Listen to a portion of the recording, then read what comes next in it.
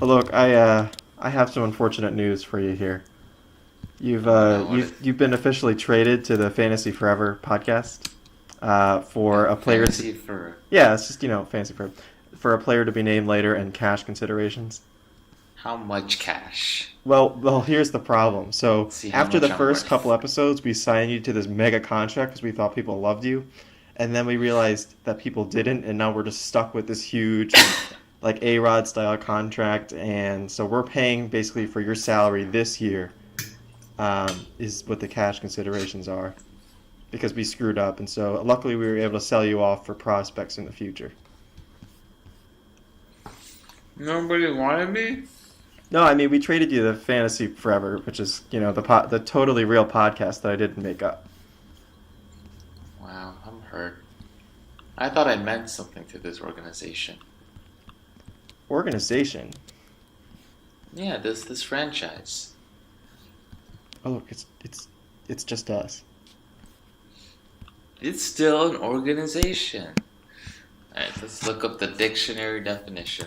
Organization. Let's see if that matches No, us. we're just gonna go to the Alright, music. okay, hang on, that's coming up. Okay. Uh, a group of persons organized for some end work. That's us. We are a group of persons, and we are organized for the end, which is our podcast. Can you believe it? Irvin Santana is about to have 5 complete games. All right, we're getting to the show.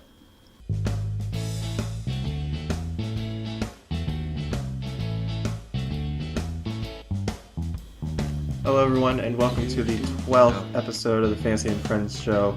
My name is Daniel. I am back this week after the past couple of, whatever they were. First one was the bloopers, and then the other one was Alok and Jake messing around. But with me today, Jake is back on assignment, but Alok is here.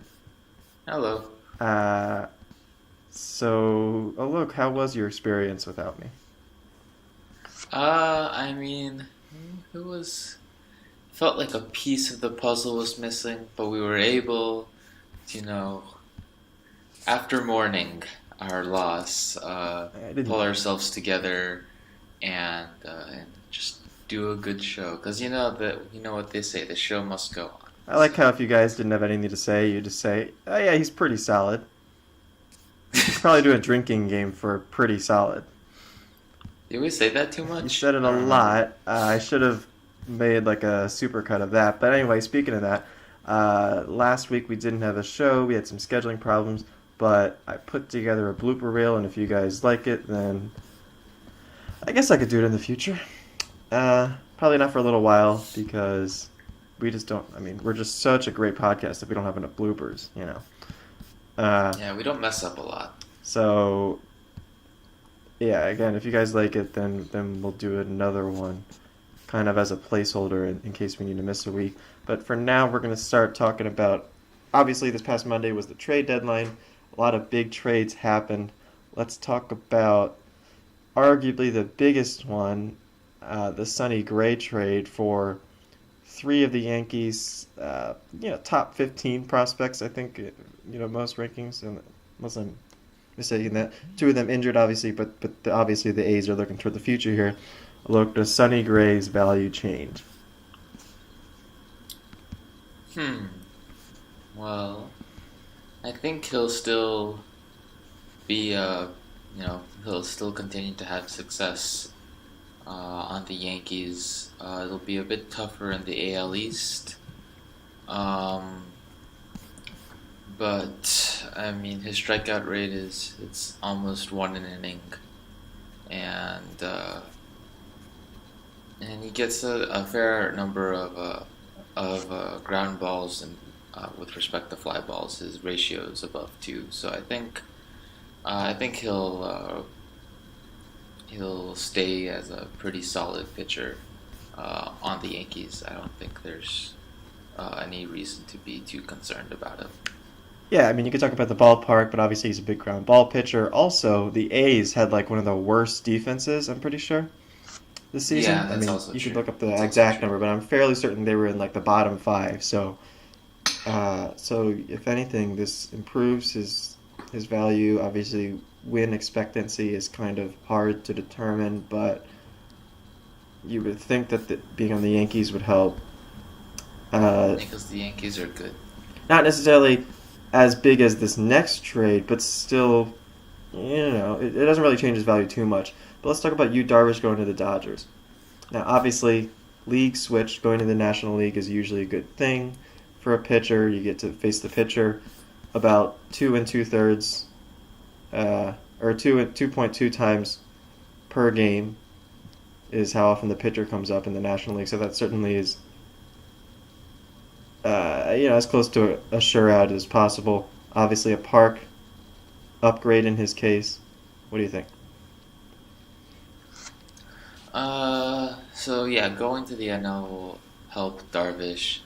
Uh, but I think the NL West specifically with Colorado and the Diamondbacks, that might pose a challenge for Darvish. Um, The Diamondbacks, Rockies, and Padres are all top, I think, five in strikeouts against right-handed pitching, if I'm not mistaken. I can double check that, but they're pretty strikeout-prone teams, and that's kind of plays into Darvish's strength. I'll pull it up now, but well, if that's the case, then that helps Darvish. I yeah. mean, 9.72 K9. He seems to rely more on the strikeouts than ground balls, and, compared to Sonny Gray. Um, yeah, I mean, I think Darvish.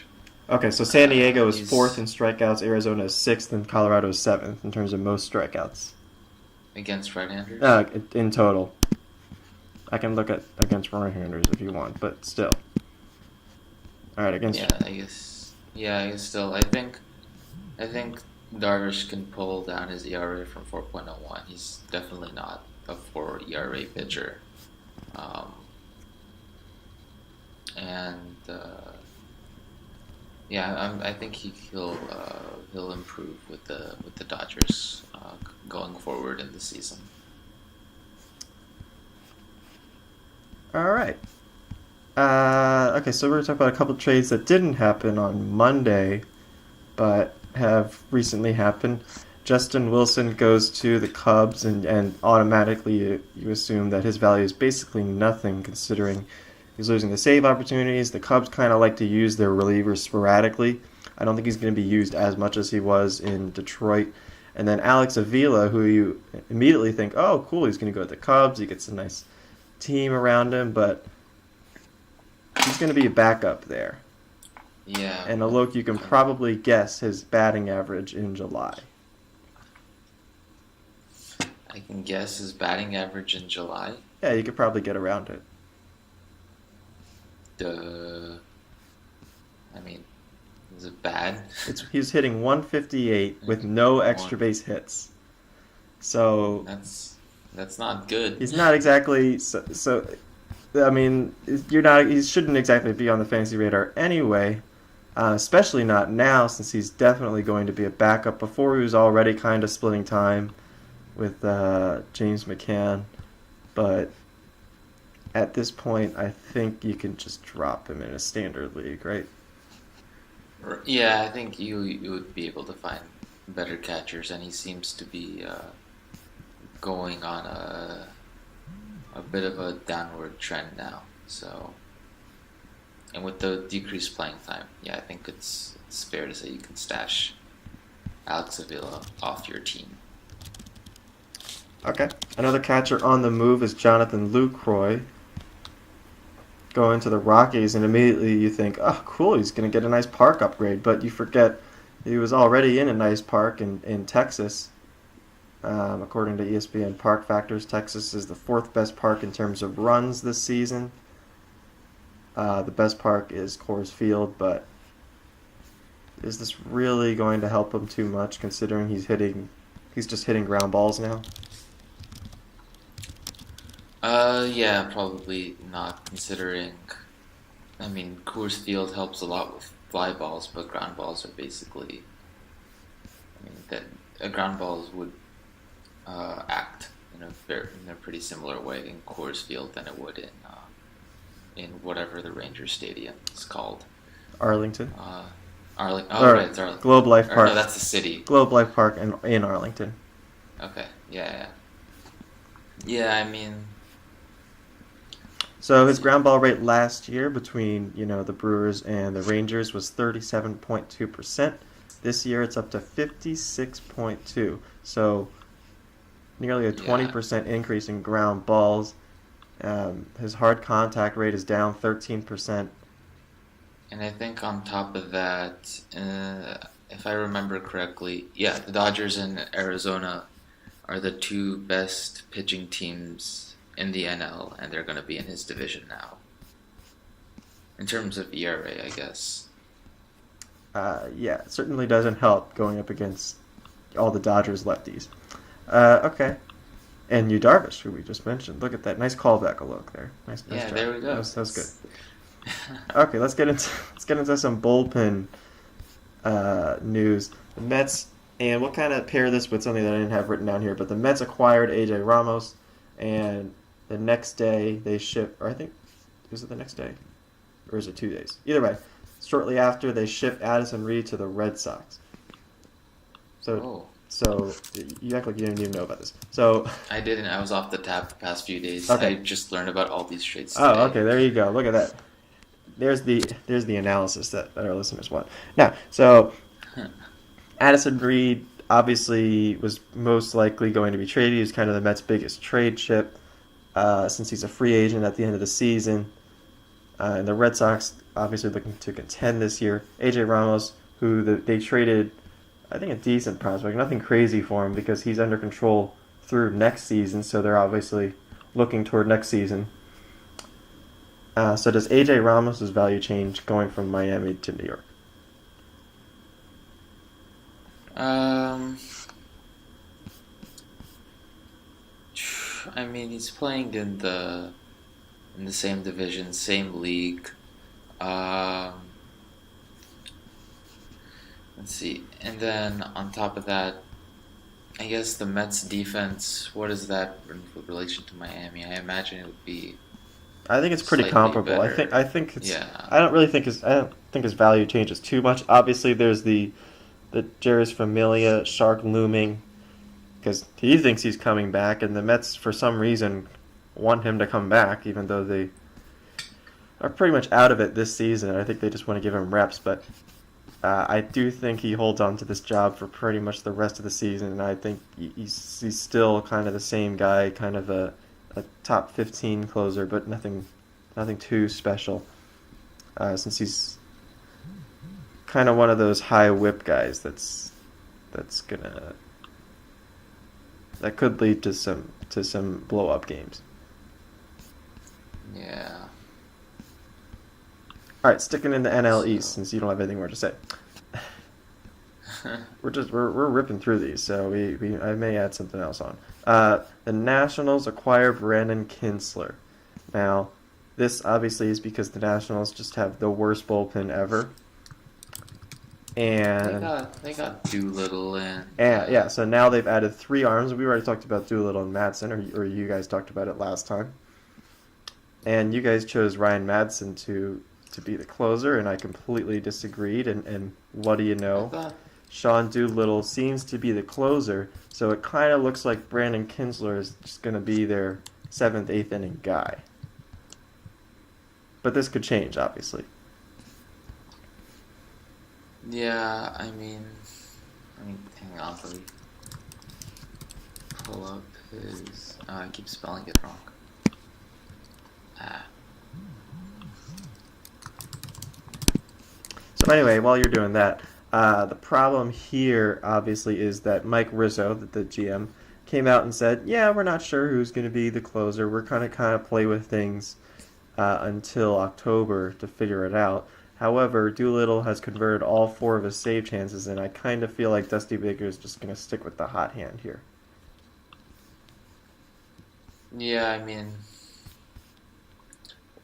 Yeah, I mean Dusty. Yeah, I think that seems like something Dusty Baker would do. But I mean, did I say Madsen would be the closer? I believe if you go back to our game take, you and Jake kind of came to a consensus that you thought Madsen would be the guy. I I do thought. listen to these things. I mean, I thought I said Doolittle, but maybe Doolittle, that was wrong. Doolittle, I think is the better skilled guy. He's just such an injury risk. I don't know. I don't think he's pitched like more than 30 innings in the past 4 years. He never is healthy. However, when he is healthy, he's a pretty good lefty reliever. But again, it looks like since he's already gotten 4 straight saves, and since the Nationals are so desperate for a closer, it looks like he's going to be their guy. Yeah, so I mean, if it comes down to, I mean, the debate is between Doolittle and Madsen, then obviously Kinsler doesn't get as many save opportunities, and that diminishes his value. Um, and on, I guess the NL East is also relatively weak offensively besides the Nationals, so that would that'd be okay for Kinsler, but the reduced playing time, I think, would be the dominating factor here. All right. Yeah, I mean, Kinsler's never been a strikeout guy, so he really doesn't hold much value if he doesn't get the saves. And as we discussed, doesn't look like he's getting the saves now, but with the Nationals, he next week at our next show, he could be the closer. So maybe you hold on for another day or two to see what's going on. Maybe wait for the next save opportunity, but I do think Doolittle could just run away with this. All right, let's move into some rookies after I think those are mainly all the trades that happened. I mean, we could talk about like Pat Neshek, but yeah, that's just not exciting unless you disagree. Yeah, you don't know who that is. Okay. No, I don't. I don't disagree with that. I think we're fine. All right. I thought you were asking our viewers at first. No, I was asking you. Disagree. I mean, we could talk about like there's a bunch of minor trades that happened, like David Hernandez going to the Diamondbacks, the 2 lefties, Tony Watson and Tony Cingrani, going to the Dodgers. But we're going to talk about 2 guys that just got called up on Tuesday. This past Tuesday. Oh, right, yeah. Ahmed Rosario and Ozzie Albies. Ahmed Rosario, probably the second best prospect in all of baseball. I think Ozzie Albies is still like a top 10 on most lists. He's usually pretty high up there. Both middle infielders, both guys who we thought were being blocked at their position at the beginning of the year, but we thought could make an impact.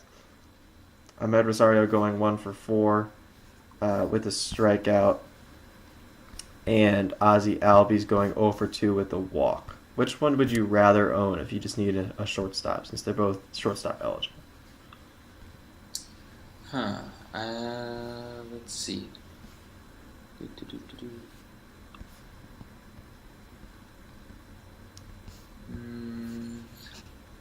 They both. So Rosario has the higher average and about the. Well, it's only been 1 day, so No, I'm small talking sample. about like I'm talking about the minors. Yeah, I know. Yeah. No, yeah, I think I would go Rosario here. It seems like their power is pretty comparable. They both don't really walk too much. Strikeout rates are pretty comparable, but Rosario just seems to. I mean, you could say hit the neither ball if you more want. often. No, or I mean, if I was forced to choose, I would choose Rosario. You could choose neither, or you could choose both. I'm giving you those options. I mean, I think Rosario would be a decent pick. Rosario has better I don't hate him. guaranteed game time. I don't think Ozzie Albies necessarily is guaranteed to play every day. Now, I did read somewhere that Brandon Phillips, their current second baseman, that won't get out of their hair. is taking reps or taking ground balls at third base. Huh. Does that intrigue you? Hmm. I Because mean, they already have some other minor league guy playing third base named Freddie Freeman. So what does that mean for is Matt Adams not going to be playing first? I mean, what's going on? Because it looks like here we go. It looks like Freeman's going to be playing second base. Or so second free. base. Wait. It's the first base.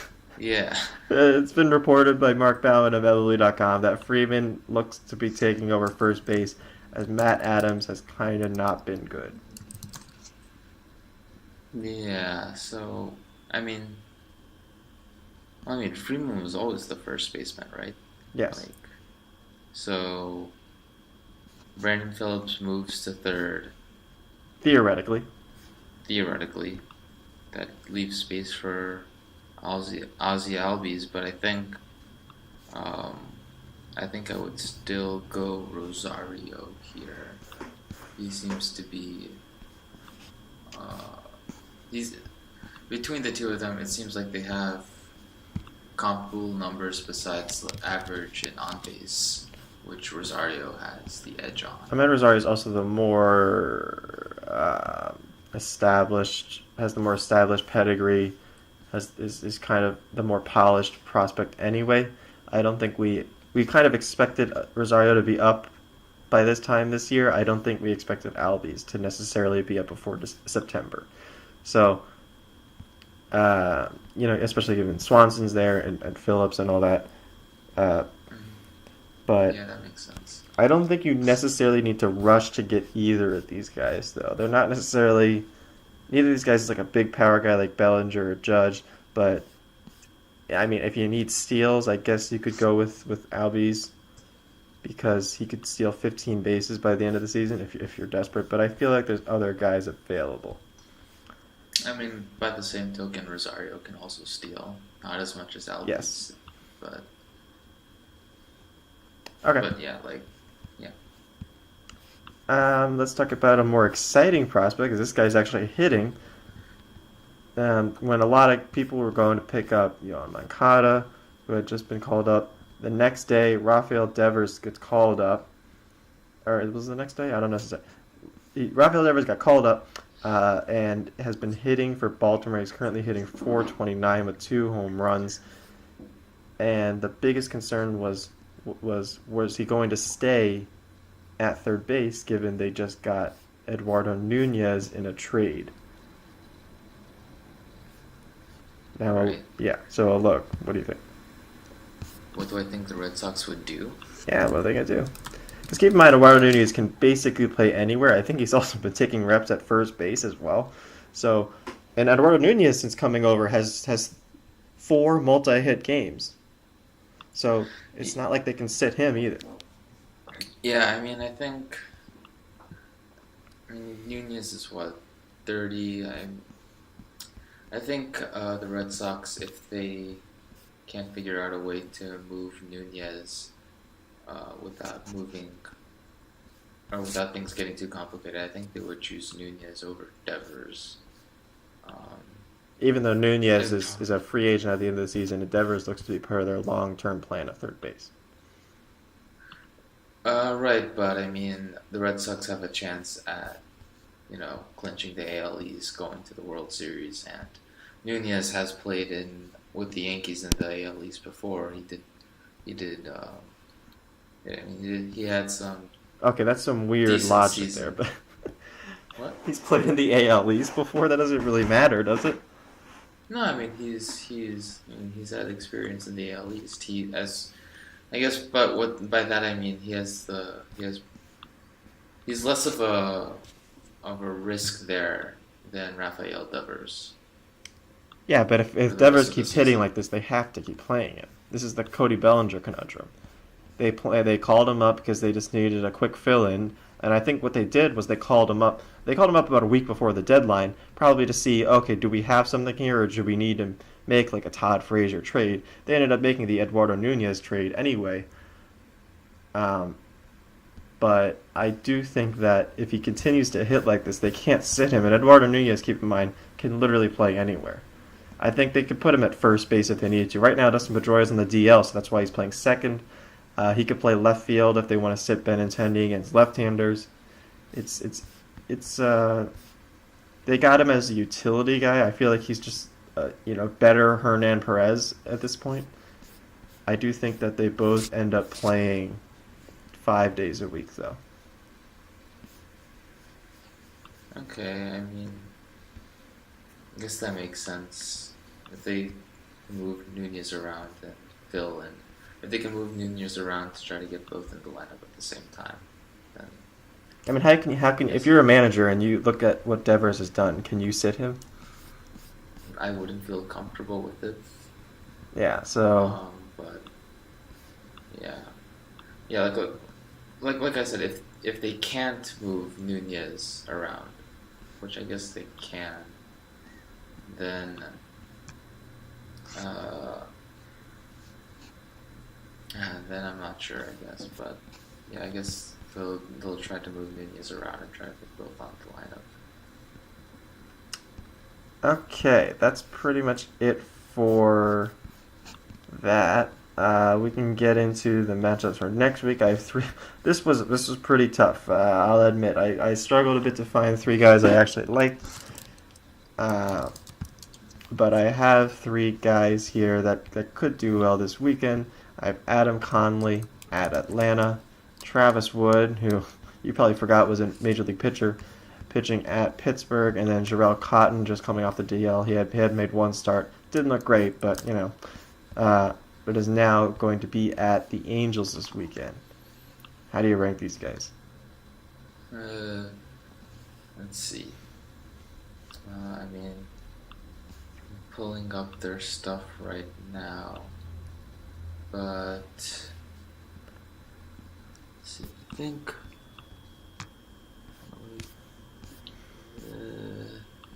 I like how before Get the a show little you time. say, "Oh, I'm gonna have them all. I'm gonna have everything open," and then I feel like you're opening everything as we go.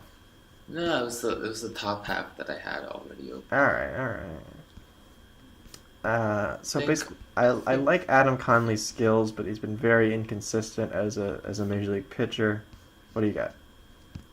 I think I wouldn't. I mean, I wouldn't be opposed to Conley at Atlanta, given his away ERA is sub 2,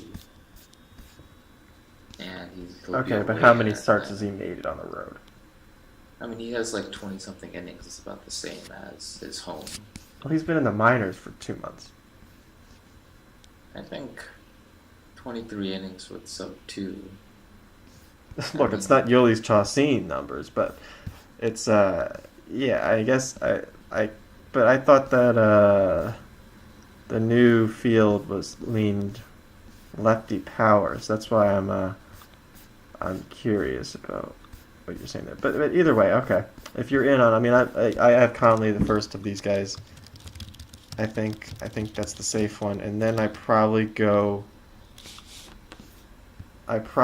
unconventional and go with Travis Wood. Now you're probably thinking you're crazy. Well, yes, but I really don't trust Cotton right now. He looks pretty bad. Travis Wood uh, actually did okay against Pittsburgh in his first start for the Padres. So I mean, I could go hipster and just say Cotton, then Wood, yeah, that's really just to hipster spice look. things up. That's hipster. Just to spice things up here. I mean, Travis Wood is a Um, huge fly ball pitcher, and I feel like that's going to work at PNC. So I'm going to go Conley, Wood, Cotton. let's see. Alok the hipster, what are you going? The hipster, is that my new nickname? Well, apparently you're going hipster. Uh, I guess I'll go Conley, Cotton, Wood. Okay. That's it for fantasy, unless you want to talk about anything else with that. Um, Nothing comes to mind. All right, do we No. do we have trivia? Uh, Yes.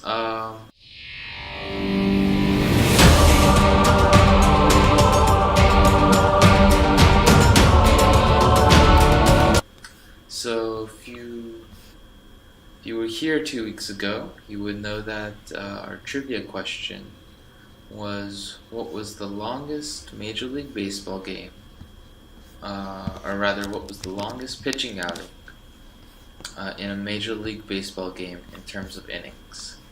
So my guess was 18, Daniel's was 31, Well, it and wasn't the really my answer. guess. It was a random number generated guess. Well, so so we basically, in case you didn't get that part, we basically uh, assigned a random number as Daniel's guess since Daniel wasn't here 2 weeks ago. But so his guess was 31 innings, mine was 18, and the correct answer was drum roll. No. I don't know Okay, why no you're doing that. I drum can roll. add that in later. Okay, You don't well, have to okay. like bang the table. Okay, whatever. I'm not adding that in. Go ahead. What's the answer? It's 26 innings. So Daniel beat me again by See, one. I don't even have to show up to beat you on trivia. All right. Anything else with that? Uh, Okay, clearly not. All right, no, I don't think so. we're gonna move on to our topic this week. So, I just finished today watching the new Netflix series Ozark, which is kind of a crime series, but I don't really like to call it a crime show because when I say that, you think you're like it's not. It's basically it's based on a guy who gets involved with the drug cartel and is now caught laundering their money. However, if you're thinking like, oh, that's just Breaking Bad or whatever, it's really not because they don't really show the drugs part of it. It's actually more about the money part, about how this guy is laundering the money, about how he's got to, you know, protect his family, and he moves. He has to move to this little town on Lake Ozark. Get it? And it's tough for people like you, Alok. It's tough. So and he realized he has to start buying businesses to basically supply opportunities to launder this money, and he kind of goes into how to do that. But it's a really nice take on kind of the money side of things, how these drug things work.